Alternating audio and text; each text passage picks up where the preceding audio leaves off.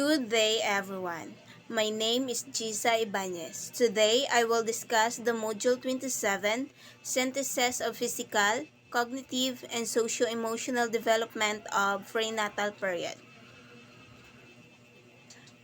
Learning Outcomes. First, summarize key features of the physical, cognitive, and socio-emotional development during the prenatal period. And second, apply pedagogical principle in the development process during the prenatal period. And now, let us discuss the three stages of prenatal development: the germinal, embryonic, and the fetal.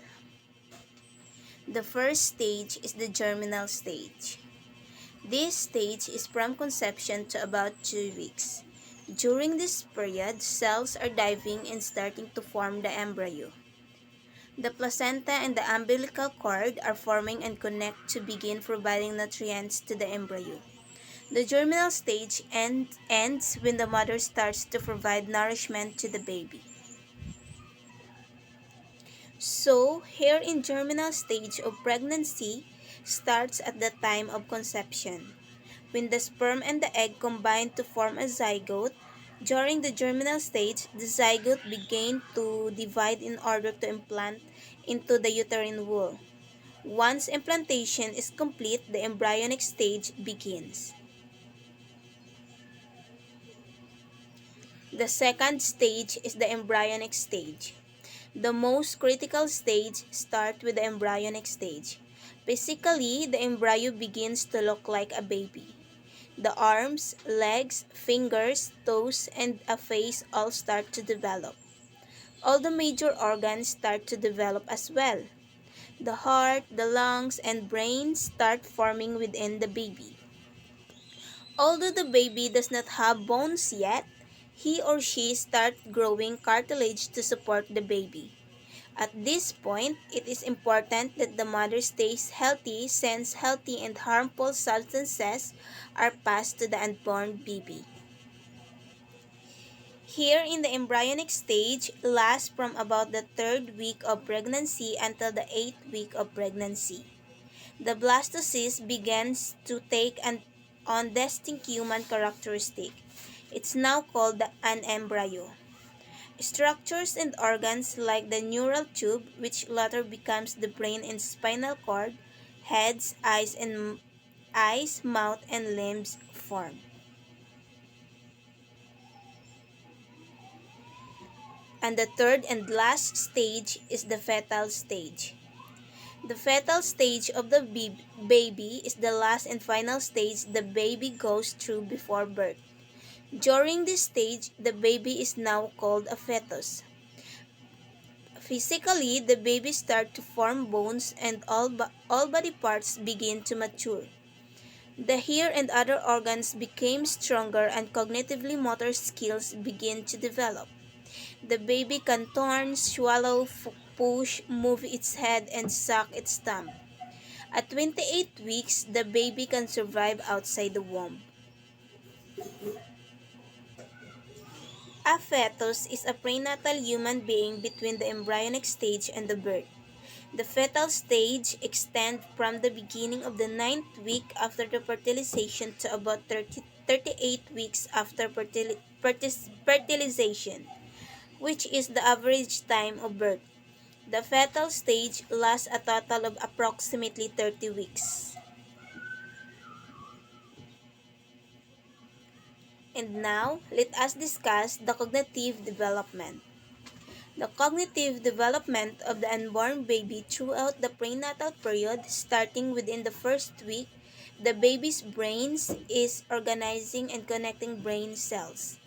They are sending signal to teach the baby about feeling, hearing, movement, taste, smell, and sensitivity to light. And also, the prenatal stage of brain develop are divided in the 3 trimester of pregnancy. In the first trimester, the neural tube is formed, and in the second trimester, the brain becomes fully developed. The third trimester is the last prenatal stage where the fetus has as many neurons as an adult brain. The fetus processes sensory stimuli at a cortical level, including painful stimulus from about 25 weeks of gestation onwards. At gestational week 34, the fetus is able not only to perceive complex acoustic external sounds, but also to discriminate between different sounds. Fetal actions planning is established by 22 weeks and investigates during four-dimensional ultrasound revealed that complexity of fetal motor action and behavior increases as pregnancy processes. The capacity of the fetus to learn and memory are prodigious.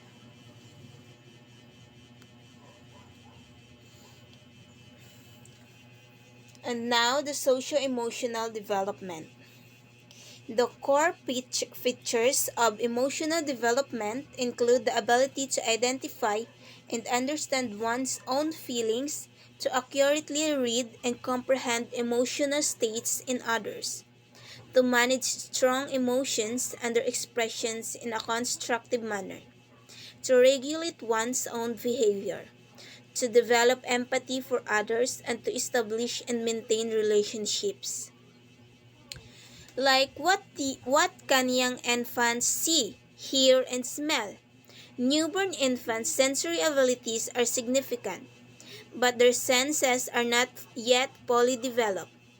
Many of the unborn innate preferences facilitate interaction with caregivers and other humans. Although vision is the last developed sense, newborn already show preferences for faces. Babies who are just a few days out also prefer human voices. They will listen to voices longer than sounds that do not involve speech. And they seem to prefer their mother voice over a stranger's voice. Reflexes and sensory capacities help him interact with the environment from the moment of birth.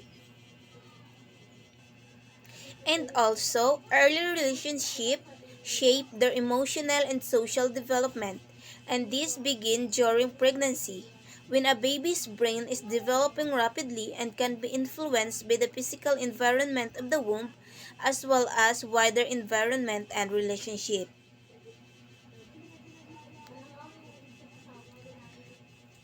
To summarize, this is the synthesis of physical, cognitive, and socio-emotional development of prenatal period. In physical, growth of organism from a single cell to a baby with all vital organs and life system in place. The three stages of physical development of prenatal period. And in cognitive development, babies can process stimuli from the environment, from visual, auditory, and etc. And in socio-emotional, newborns enters the world and develop its relationship with close friends members. Baby's entry into the world is mediated by cultural beliefs and values. And now let us apply the pedagogical principle in the synthesis of physical, cognitive, and socio-emotional development during the prenatal period.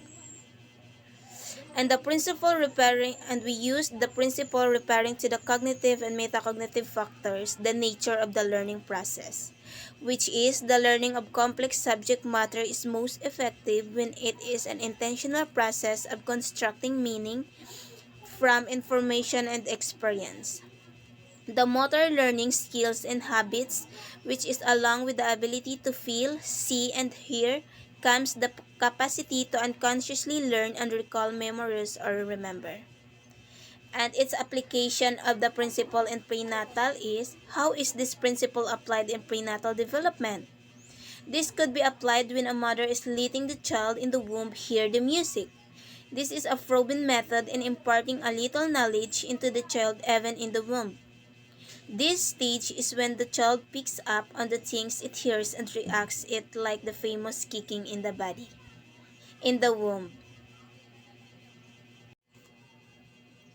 And now let us move on to Module 28, the synthesis of physical, cognitive, and socio-emotional development of toddlers. Learning outcomes. Summarize key features of the physical, cognitive, and social development of toddlers. Apply pedagogical principles in the development of toddlers. Physical development. Physical development of the many domains of toddlers' development relates to the growth and skill development of the body, including the brain, muscles, and senses. Gross motor skill and fine motor skills develop during toddlerhood. Here in physical development of toddlers, the toddler's years are a time when your child will be in constant motion. Toddler will quickly master walking and move on to running, jumping, and climbing. Around age 2, most toddlers will be able to navigate stairs, kick or throw a ball, and draw simple lines. And his or her gross motor skills involve the mastery of large muscle movement as well as the building of strength in muscle groups like the arms, legs, and cores. Example of such skills for infants and toddlers include reaching, rolling, crawling, and climbing. Just like what I said before, the toddlers will quickly master walking and move on to running, jumping, and climbing. And in fine motor skills involve smaller, more precise movement, particularly movement of the hands and fingers such as grasping. As their bodies grow, infants and toddlers progressively strengthen the muscles and become better able to control their bodies. Each new motor skill that is developed the result of an earlier skill and a contribution to new skill. And if toddlers is healthy and happy, he or she is more likely to engage in learning. Physical development and health can help prepare infants and toddlers for activities that support language development, social skills, and other area of learning for school success. Cognitive development. Play is vital for your toddler's cognitive development, that is, your child's ability to think, understand, communicate, make memories, imagine, and work out what might happen next. This is because play is one of the main ways that your child explore the world. Children at play are experimenting, thinking, solving problems, and learning all the time. Spending time with Spending time playing with your toddlers is especially good for your toddler's cognitive development. That's because playing together builds your relationship and sends a simple but powerful message: you are important to me. This message is key to helping your toddlers learn about who they are and where they fit in the world. It also gives your child confidence to keep exploring and learning about the world. And from birth through age 5, a child develops many neural pathways. In fact, during this stage, the child's brains develop more than it will at any time of life. For that reason, focusing on helping those neural.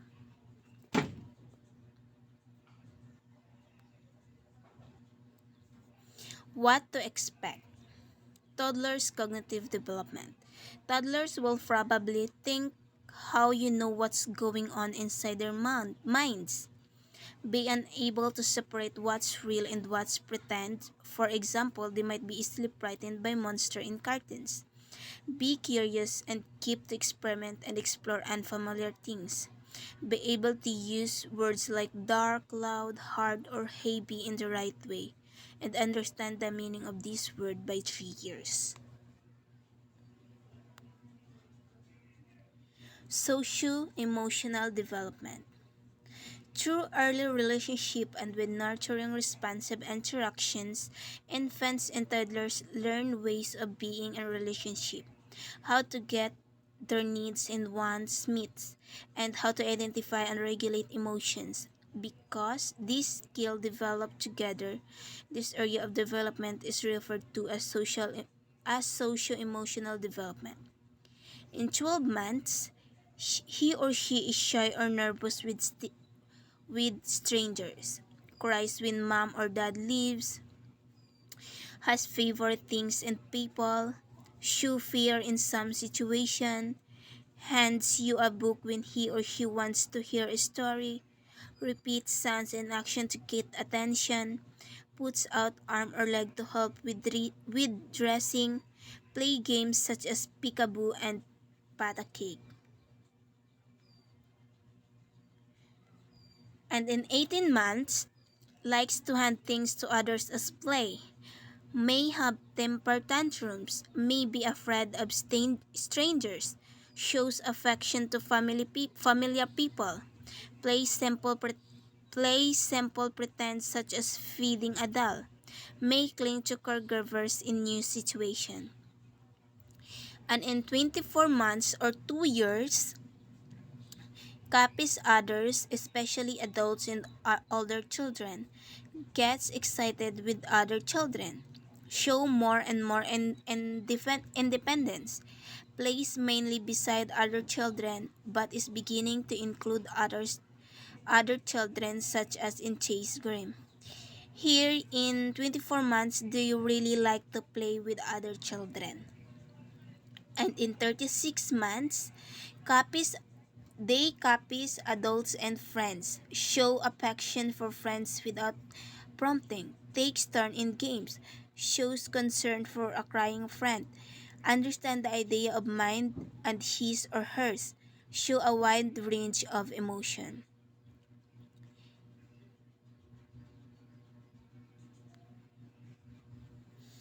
And the summary of the synthesis of physical, cognitive, and social emotional development. In physical development of toddlers is visible in which you can observe it directly. Their growth and development may vary in which their body parts are growing and developing, for example, their hair, their legs, their hands, and etc. While toddlers tends to gain about 3 to 5 pounds and grow 3 to 5 inches between ages 1 and 2, this rapid growth tends to slow down between ages 2 and 5. During this time, your child will develop increasing strength and coordination. And in cognitive development would basically be observed when toddlers start to understand and differentiate the things in the surroundings. They will recognize people, objects, and etc. After the toddlers beginning to recognize familiar people and objects, between the age of 1 and 2, toddlers will be better able to recall recent events. During this time, toddlers will imitate others and will become much more imaginative, especially during playtime. From 2 to 5, the ability to think and understand grows greatly as child learns better numbers, symbols, and colors. And in socio-emotional development may vary, usually influenced by the people in its environment or that surrounds the toddlers. Within this, being influenced by the peoples around it would be strengthened and widen the emotion of the toddlers. From 12 to 24 months, toddlers continue to develop strong bonds with their loved ones, while at the same time wanting to be more of themselves, to be more independent. Between ages 2 and 4, toddlers will begin to like do it myself and will want to make more choices on their own way. From age 2 to 4, toddlers learn more about their feelings and begin developing friendships with other children at their age. Children begin to understand and the difference between right and wrong at this age. They will look to their parents for limits and rules and will also often test their limits. Often, when children this age do something wrong, they will begin to feel guilty about it. And to apply the pedagogical principles in the development of toddlers, um, we will use the principles referring to cognitive and metacognitive factors, which is the context of learning. Learning is influenced by environmental factors including culture, technology, and instructional practices. The classroom environment, the degree to which is nurturing or not, can have significant impact on toddlers' learning. And how is this principle applied in teaching learning process of toddlers? Make the home or classroom free from danger by ensuring their safety while learning new things. Teachers or parents maybe gets along with the children by playing with them or provide toddlers educational toys which help them learn while playing. And that's all, and thank you for listening.